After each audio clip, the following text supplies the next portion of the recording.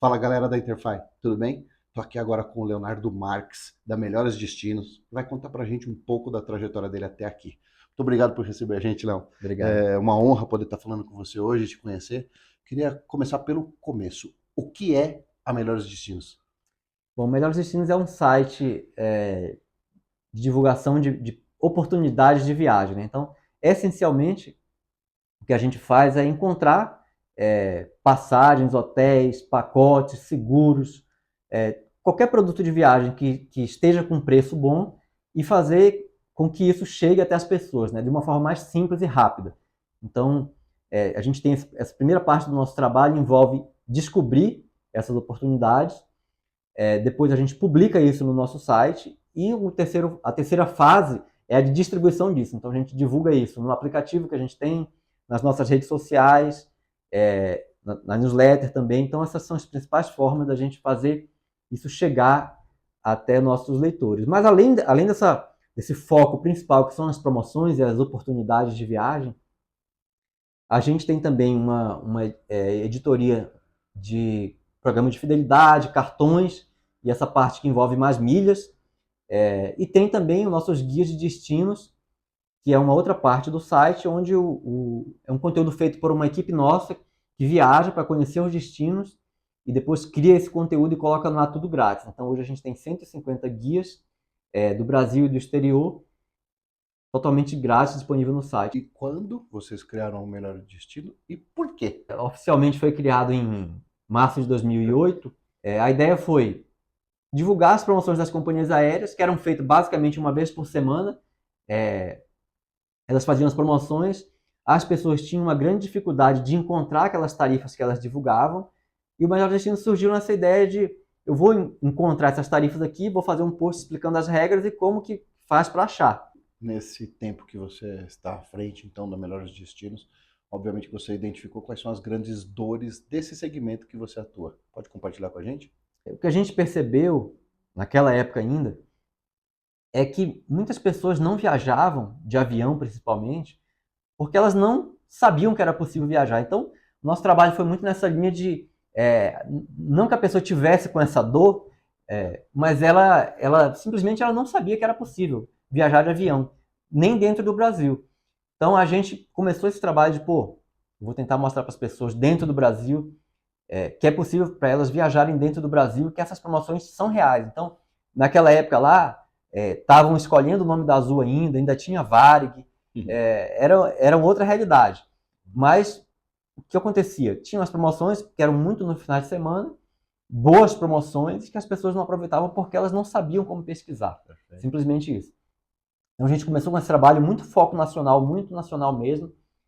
E com o tempo a gente foi vendo que ainda no começo do site, em 2008, é curioso, um fato curioso, que naquela época as passagens internacionais, no começo dos anos 2000, as passagens domésticas elas eram tabeladas. Assim, elas tinham, não eram tabeladas, mas elas tinham preços mínimos, Tá. os trechos nacionais. Depois isso caiu e as internacionais continuaram tendo preços mínimos. Então, ainda em 2008, uma passagem, por exemplo, Brasil e Estados Unidos, eu não vou lembrar agora de cabeça, mas o menor preço era como se fosse US$ 1.000. Tá. E aí já tinha programado um período para isso ir caindo. Então, sei lá, no final de 2008 ia ser um valor, 2009, eu acho que 2009 foi quando caiu a última barreira. E essa última barreira que caiu, de passagem do Brasil para os Estados Unidos, era US$ 400, eu acho. Então, eu lembro que na época a gente brincou que aquela barreira ela não tinha relevância mais, porque nunca ia ter passagem para os Estados Unidos por menos de US$ 400. E depois disso, cara, a gente postou passagem de US$ 100, de Nossa, US$ 50, entendeu? O preço caiu muito. o balizador deixou de balizar. E a gente foi aproveitando isso para mostrar para as pessoas, cara, você que mora no norte, no nordeste, qualquer lugar, é possível você ir para os Estados Unidos, é possível você ir para a Europa, e não é tão caro, e é assim, e foi primeiro indicando o preço, e depois indicando, ó, como você planeja a viagem, como você tira um passaporte, como você tira um visto, tudo que precisava para fazer com que aquela pessoa entendesse que, porra, viajar dentro do Brasil é para todo mundo e para fora também é. Legal. E com o tempo, cara, isso foi crescendo, crescendo, e a gente foi abrangendo outras áreas que são relacionadas a isso, mas sempre com essa mesma ideia de, pô, eu vou mostrar para o brasileiro que é possível viajar. E do outro lado, olhando pelo lado das empresas, por que o nosso trabalho é importante? A companhia aérea, os preços dela são muito dinâmicos.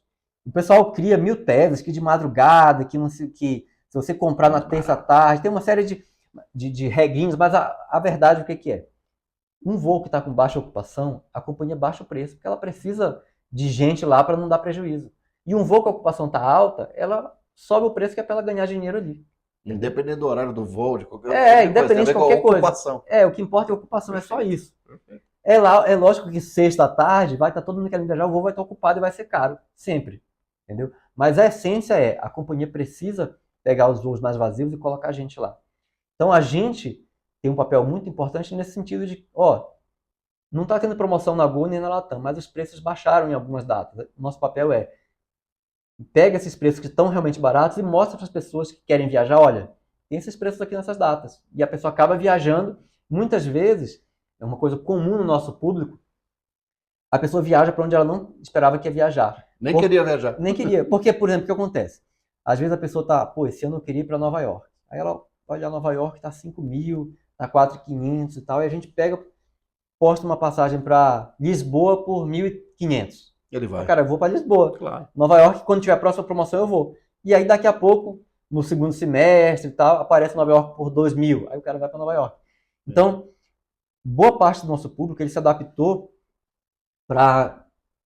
nosso slogan é viagem mais, gastando menos. É sempre nessa ideia, tipo, aproveitar oportunidades, ao invés de eu ficar escolhendo aquele destino dos meus sonhos para ir na época que eu quero, eu vou ficar vendo o que tem com preço bom e é para lá que eu vou fazer minha viagem. A viagem em si passa a ser o grande diferencial e não o local, o destino, né? Exatamente. Dentre vários destinos, ele pode escolher viajar com um preço melhor, economizando. E a pessoa acaba vendo que a ida dela para Nova York não é aquela viagem da década dela. Ela vai fazer várias outras viagens. Aquela ali vai ser uma que ela vai fazer nessas outras 20. Boa. Então ela deixa de ter aquela urgência, aquela importância específica por um destino e passa a pensar, posso viajar para vários outros. Boa sacada. E do teu negócio em si, você vê uma dificuldade? Olha, o nosso modelo de negócio, a gente opera com a dificuldade, a gente vê a dor tal. É difícil ou trabalhar com pessoas, é difícil arrebanhar novos clientes. Qual que é a grande dor do seu segmento mesmo, da sua empresa?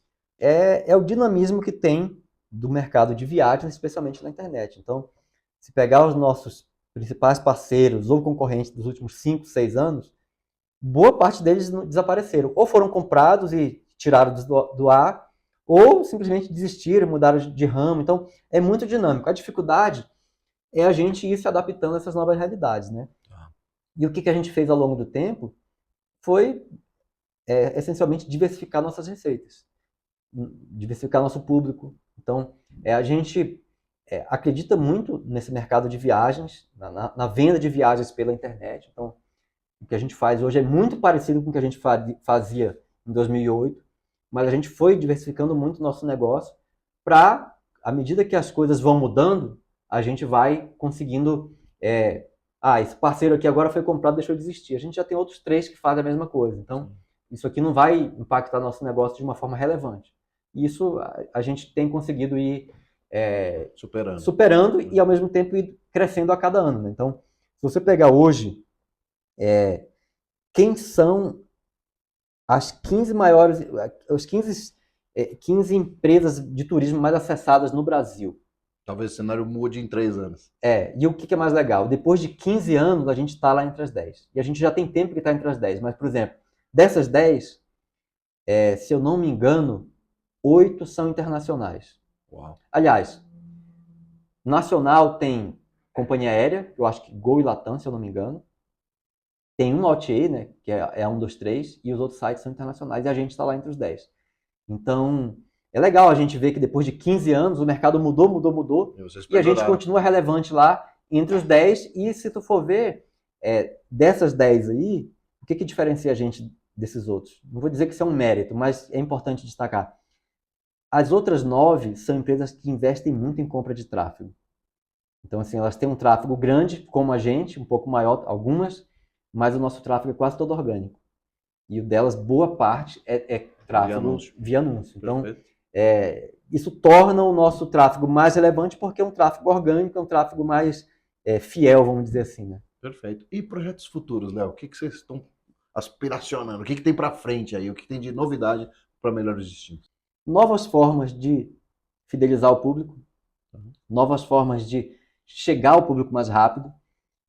E isso, a gente trabalha muito nisso. E, por outro lado, a gente evoluir nosso negócio para oferecer melhor outros produtos, né? Então, se tu for ver, tem algumas coisas curiosas que as pessoas não percebem. O Twitter, a gente é relevante no Twitter desde 2008. Então, em 2009, a gente tinha, se eu não me engano, 60 mil seguidores no Twitter. Era muita coisa para a época.